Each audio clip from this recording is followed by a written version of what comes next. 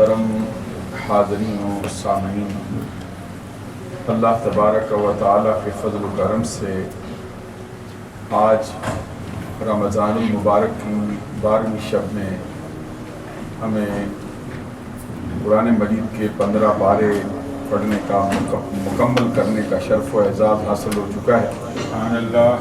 آج ہم نے نماز تراویح میں قرآن مجید کا جو حصہ پڑھا ہے وہ سب سے پہلے سورہ نحل کے 4 رکوع تلاوت کیے گئے ہیں، اس کے بعد پھر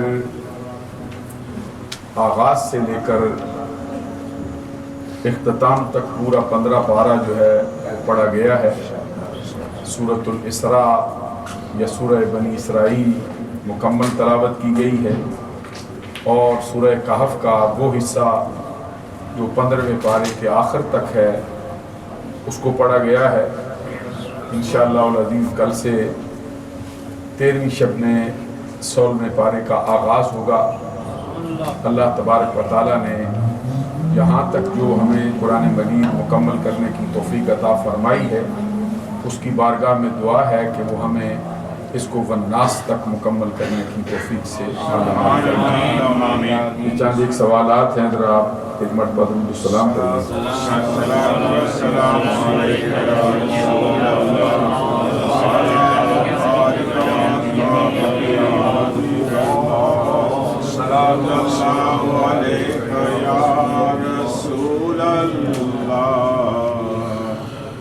وسلم علیک یا حبیب اللہ صلی اللہ علیہ یا ماشاءاللہ بڑے اچھے سوالات ہمارے ساتھی نے فرمائے ہیں۔ پہلا سوال یہ ہے کہ اگر کسی خاتون کا کچے حمل کا بچہ گر جائے، یعنی اس کو اسقاط حمل ہو جائے، تو کہتے علماء نے بیان کیا ہے کہ قیامت کے دن وہ بچہ اپنے والدین کی شفاعت کرنے والا ہوگا۔ کیا اگر کسی غیر مسلم کے ہاں اس طرح کا واقعہ پیش ہو تو کیا اس کو بھی اس کا بچہ جو ہے وہ جنت میں لے جائے گا؟ اس کے جواب میں ہماری گزارش یہ ہے کہ بخشش کا دار و مدار جو ہے وہ اللہ تبارک و تعالیٰ کی رحمت پر ہے، اور رحمت اللہ تبارک و تعالیٰ کی آخرت کے امور میں اہل ایمان کے لیے خاص ہے۔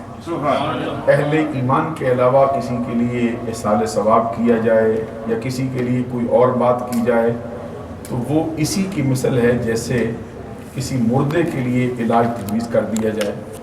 جس طرح کسی مردے کو کوئی دوا کوئی علاج جو ہے فائدہ نہیں دیتا، اسی طرح غیر مسلم شخص کو آخرت کے اندر کوئی نیکی فائدہ دینے والی نہیں۔ حدیث میں ہے نبی اکرم صلی اللہ علیہ وسلم کی بارگاہ اقدس میں حضرت عمر بن عاص نے یہ مسئلہ پیش کیا تھا کہ سرکار میرا والد انتقال کر گیا کفر کی حالت میں، اور میرے والد نے اپنے انتقال کے وقت ہمیں یہ وصیت کی تھی کہ میرے مر جانے کے بعد 100 غلام آزاد کرنا۔ 50 غلام میرے بھائی کے ذمہ لگائے گئے ہیں، 50 غلام میرے ذمہ لگائے گئے۔ باپ مر گیا کفر کی حالت میں، میرے بھائی نے تو 50 غلام آزاد کر دیے، لیکن میں آپ کی اجازت کے بغیر کوئی کام نہیں کر سکتا۔ پوچھنے آیا ہوں کہ اگر میرے باپ کو 50 غلاموں کے آزاد کرنے کا ثواب ملے گا یا فائدہ ہوگا پھر میں کرتا ہوں، آپ اجازت دیتے ہیں؟ جواب میں نبی اکرم صلی اللہ علیہ وسلم نے فرمایا ہرگز نہیں، کیونکہ کفر پہ مرا ہے۔ ہاں اگر یہ تھا کہ اگر تیرا والد مسلمان مرتا پھر تو اس کے لیے حج کرتا، پھر اس کے لیے تو کوئی صدقہ کرتا، پھر اس کے لیے تو کوئی عمل کرتا نیک عمل، تو وہ اس کو آخرت کے اندر ضرور فائدہ دیتا ہے۔ معلوم ہوا کہ نیکی کا فائدہ، احصال ثواب کا فائدہ یا دیگر امور کا فائدہ مسلمان کو ہوگا آخرت میں، کافر کو نہیں ہو سکتا، کیونکہ کافر کی اپنی نیکیاں جو ہیں وہ بھی قیامت کے دن بیکار چلی جائیں، اس کا فائدہ یا تو اسے دنیا میں دے دیا جائے گا یا پھر وہ ہباء منصورہ ہو جائیں گے۔ دوسرا سوال یہ کیا گیا ہے کہ قرآن میں ہے کہ ایک بندے کو مرنے کے بعد کسی دوسرے بندے کے عمل کی وجہ سے سزا نہیں ہوگی۔ قرآن مجید کا فیصلہ لا تزر وازرۃ وزر اخری، ایک کے گناہوں کا بوجھ دوسرے پر نہیں ڈالا جا سکتا۔ باپ کی جگہ پہ اس کا بیٹا نہیں پکڑا جا سکتا، بیٹے کی جگہ پر اس کا باپ نہیں پکڑا جا سکتا۔ جس نے جو عمل کیا ہے اس کو اس میں سے گزرنا ہوگا، نیک اعمال برے اعمال۔ ہاں یہ ہے کہ نیک اعمال کا جو فائدہ ہے وہ اس کے دیگر خاندان کے افراد کو ہو سکتا ہے اگر وہ اس کے راستے پر چل رہے ہوں۔ یہ ایک اللہ تبارک و تعالیٰ کی طرف سے کرم ہے اور اس کی عطا ہے اور اس کا فضل ہے۔ رہ گئی یہ بات، آگے کہتے ہیں کہ بعض کتابوں میں یہ بات لکھی ہے کہ مرنے والے شخص کو اگر کوئی بندہ اس کے بعد رونا شروع کر دے تو رونے والوں کی وجہ سے اس کو میت کو عذاب ہوتا ہے۔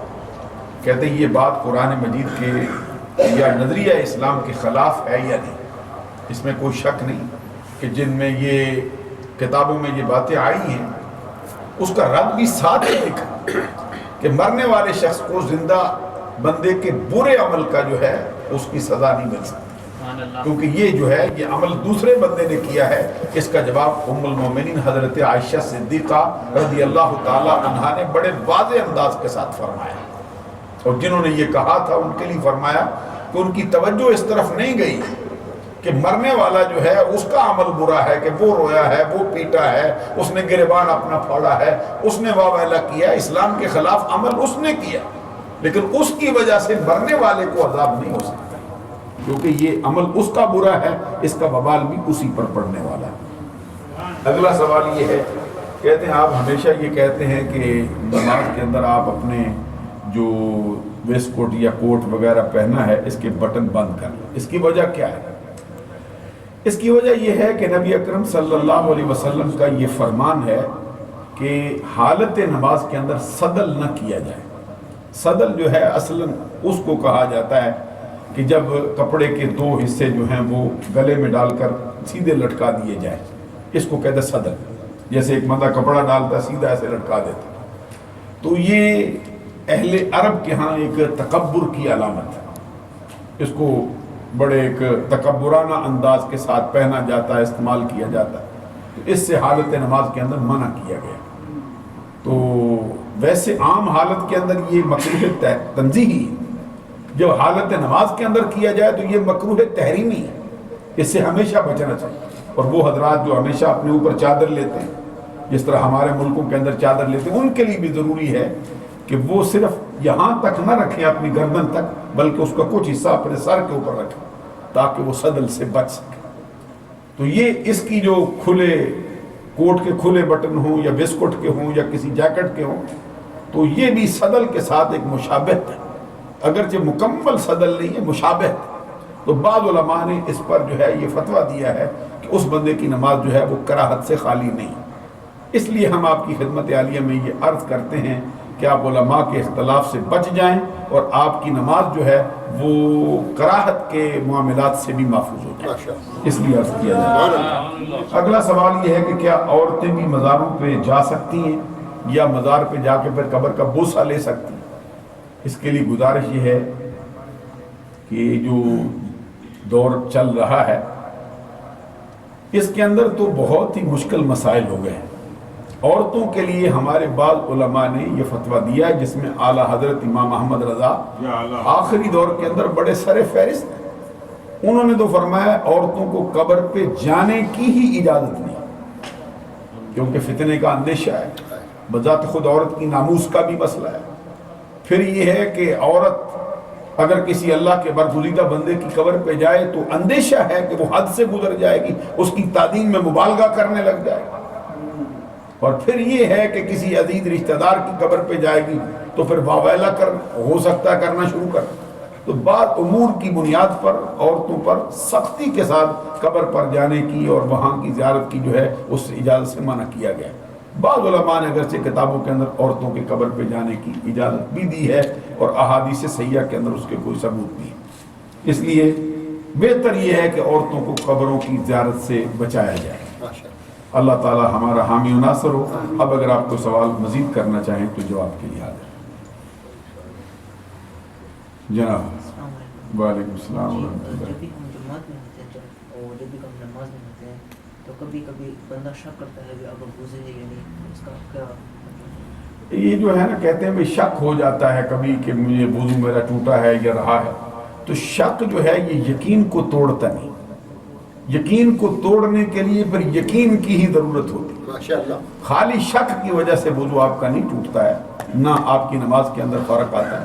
ہاں یہ ہے کہ آپ کا جھکاؤ اس طرف ہو کہ میرا وضو جو ہے وہ یقیناً نہیں ٹوٹ گیا ہے, تو پھر آپ نئے سرے سے نماز پڑھیں اور وضو جو ہے وہ بھی دوبارہ کریں. شک کی وجہ سے وضو جو ہے وہ نہیں ٹوٹتا.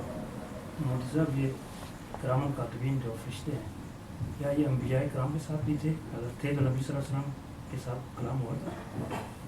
ماشاءاللہ. یہ اب فرمایا گیا کہ انسان کے ساتھ جو فرشتے ہوتے ہیں ان کی تعداد کا کیا حال ہے اور نیکیاں لکھنے والوں کا کیا حال ہے, کیا اللہ کے برگزیدہ بندوں کے ساتھ بھی ہوتے ہیں.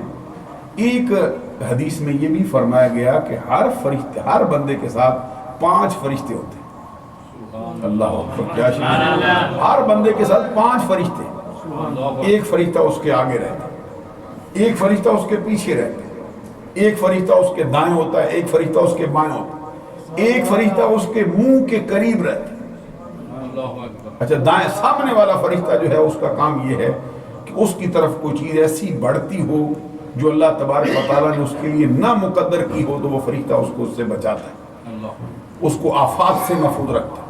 پیچھے والا فرشتہ اسی طرح اس کے لیے دفاعی شکل جو ہے وہ اختیار کرتا ہے اور ایسی چیزیں جو اللہ تبارک و تعالیٰ کے ہاں اس کے لیے نہیں ہیں اس کو دور کرتا ہے. تو دائیں والا فرشتہ جو ہے یہ نیکیاں لکھتا ہے, آپ کو معلوم. بائیں والا فرشتہ جو ہے وہ گناہ لکھتا ہے, آپ کو معلوم.